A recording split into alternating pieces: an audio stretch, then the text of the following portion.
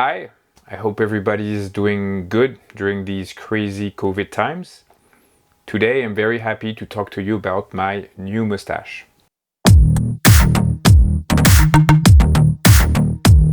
I'm here to talk to you about my experience with this big heavy lifter FPV drone. So it's an octocopter that weighs 3.2 kg and carries a 1.2 kg camera. This camera is a Blackmagic cinema camera, 4K. Essentially what I want to do is compare this with this 5-inch FPV quad that you generally use with a GoPro. I figure that most of you, if you're interested in FPV, you would be interested in knowing, well, the differences, not only in terms of image quality, but also in terms of, flying experience, what it is to build it, and so on. I think the best thing to do is to start with flight footage. The flight footage is amazing. It looks like a proper cinema camera. It almost looks like, footage from a helicopter in a movie.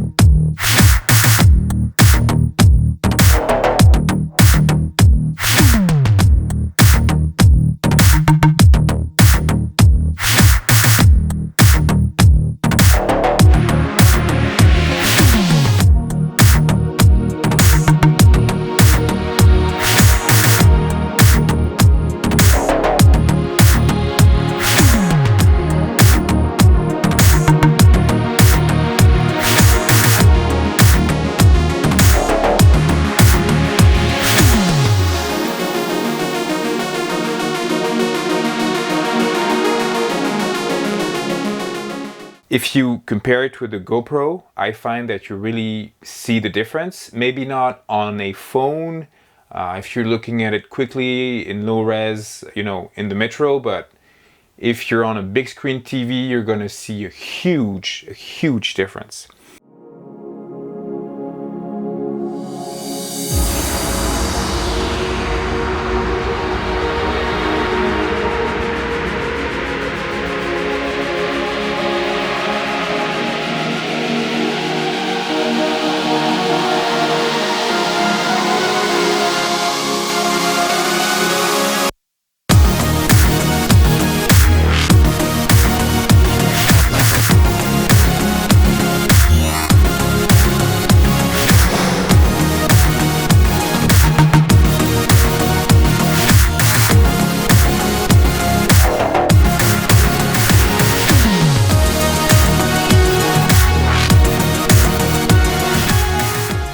Now that you've seen the footage, let's talk about the main differences between, an FPV small 5-inch drone and this big quad right there. So the first difference is that it flies very smoothly. Because of its weight, it carries really a very good momentum. So your trajectories are very smooth, very nice, a lot smoother than when you fly a 5-inch quad. And it's so smooth that if you're a good pilot, you don't really need to use post-production stabilization all the time. Sometimes, your footage is just perfect right out of the, of the SD card. So that's really cool. The second thing I would like to mention is that it really is a lot faster than a 5-inch quad. When I fly my thick, because it's called the thick, and I fly the 5-inch right afterwards, the 5-inch feels so slow. The third point is that this drone is very noisy. It screams really, and it's so loud that you will never ever go unnoticed if you ever have people around you.